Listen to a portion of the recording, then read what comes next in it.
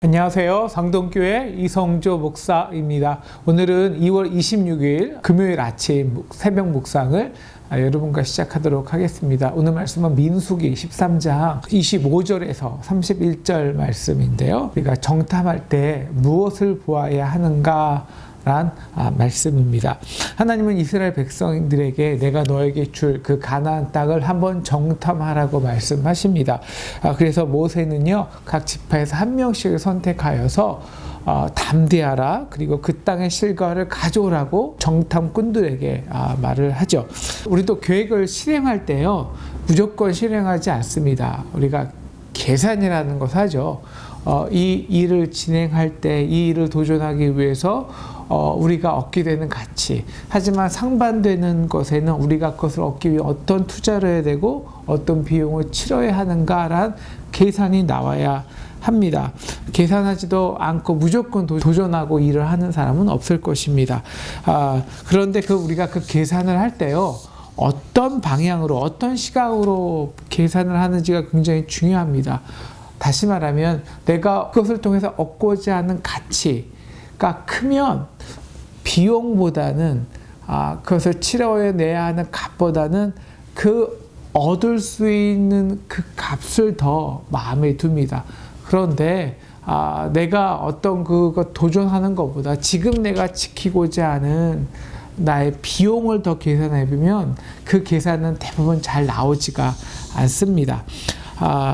담대하라, 또 그 땅의 실과를 가져오라는 모세의 말은 정탐할 때 너희가 그 땅을 얻기 위한 비용보다는 내가 그 땅을 줄 거야 라는 하나님에 대한 약속, 그 약속에 대한 가치와 믿음을 가지고 정탐하라는 것이죠.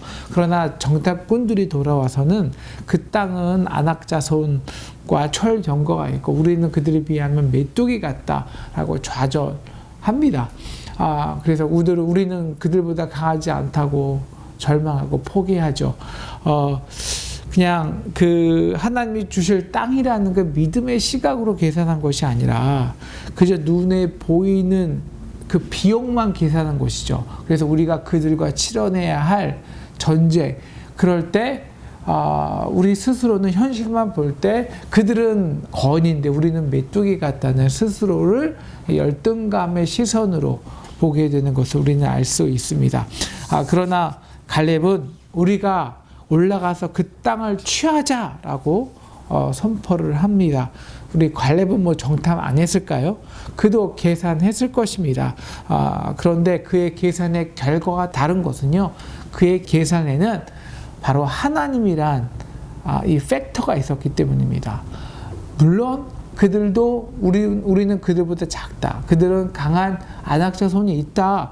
물론 1대1로 싸움 우리가 질 수도 있을 거야. 하지만 우리에게는 하나님이 계시지 아니하는가? 우리가 지금까지 온 것은 하나님이 함께 해 오셨기 때문에 우리가 지금까지 온 거 아닌가? 우리가 이 하나님의 팩터를 어떻게 부정하는가? 그래서 그 하나님의 팩터, 저는 그 unknown 팩터라는 X 팩터를 계산에 넣은 것입니다. 사랑하는 상동 여러분, 계산하지 않고 무조건 도전하는 것은 믿음이 아닙니다.